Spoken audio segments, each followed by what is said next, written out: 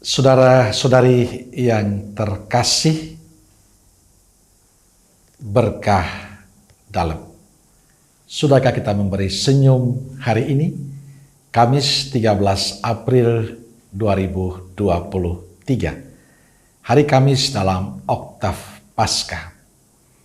Mari kita awali permenungan kita hari ini dengan tanda kemenangan Kristus. Dalam nama Bapa dan Putra dan Roh Kudus. Amin.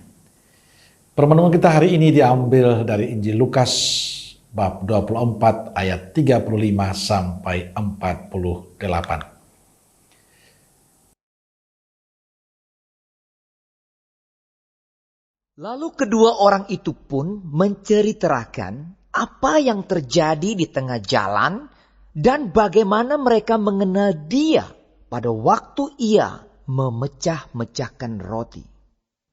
Dan sementara mereka bercakap-cakap tentang hal-hal itu, Yesus tiba-tiba berdiri di tengah-tengah mereka dan berkata kepada mereka, "Damai sejahtera bagi kamu." Mereka terkejut dan takut dan menyangka bahwa mereka melihat hantu. Akan tetapi Ia berkata kepada mereka, "Mengapa kamu terkejut? Dan apa sebabnya timbul keraguan-raguan di dalam hati kamu? Lihatlah tanganku dan kakiku. Aku sendirilah ini. Rabalah aku dan lihatlah. Karena hantu tidak ada daging dan tulangnya, seperti yang kamu lihat ada padaku." Sambil berkata demikian, Ia memperlihatkan tangan dan kakinya kepada mereka. Dan ketika mereka belum percaya karena girangnya dan masih heran, berkatalah Ia kepada mereka, "Adakah padamu makanan di sini?" Lalu mereka memberikan kepadanya sepotong ikan goreng. Ia mengambilnya dan memakannya di depan mata mereka. Ia berkata kepada mereka, "Inilah perkataanku yang telah kukatakan kepadamu ketika aku masih bersama-sama dengan kamu, yakni bahwa harus digenapi semua yang ada tertulis tentang aku dalam kitab Taurat Musa dan kitab Nabi-Nabi dan kitab Mazmur." Lalu Ia membuka pikiran mereka sehingga mereka mengerti kitab suci. Katanya kepada mereka, "Ada tertulis demikian, Mesias harus menderita dan bangkit dari antara orang mati pada hari yang ketiga. Dan lagi, dalam namanya berita tentang pertobatan dan pengampunan dosa harus disampaikan kepada segala bangsa, mulai dari Yerusalem. Kamu adalah saksi dari semuanya ini." Saudaraku yang dikasihi Tuhan, salah satu tugas para murid adalah menjadi saksi Yesus. Mereka menjadi saksi tentang kehidupan, sengsara dan kematian serta kebangkitannya. Injil mengatakan, kamu adalah saksi dari semuanya ini. Menjadi saksi itu tidak boleh bohong, tidak boleh manipulasi, tidak boleh mengurangi atau melebihi. Harus jujur, harus benar.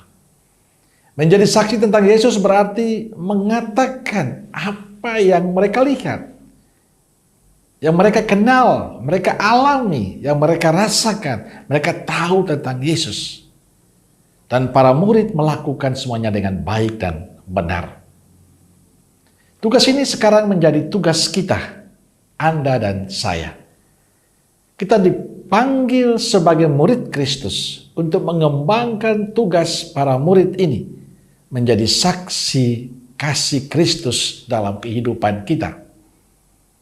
Kesaksian itu bisa dengan perkataan kita, sikap hidup dan perbuatan kita, perilaku kita.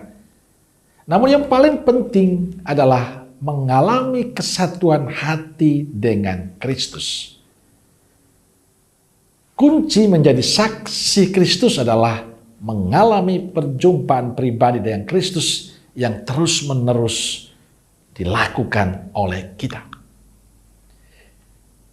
Kita tidak bisa memberikan kesaksian tentang Yesus kalau kita tidak dekat dengan Yesus.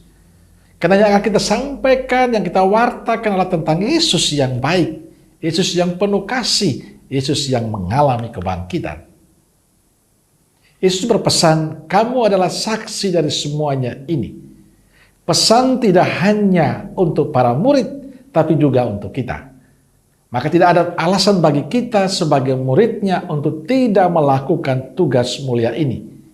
Menjadi saksi kebenaran Tuhan dalam keseharian hidup kita. Maka saudaraku yang dikasihi Tuhan, mari wujudkan pesan Yesus ini dalam kehidupan kita. Untuk menjadi saksi kebaikan Tuhan. Agar orang bisa melihat dalam perilaku kita, dalam kehidupan kita, melihat kasih dan kebaikan Tuhan. Amin. Semoga Allah yang Maha Kasih memberkati saudaraku sekalian, Bapa, Putra, dan Roh Kudus. Amin. Keluarga Kudus Nazaret, doakanlah kami. Amin. Berkah dalam.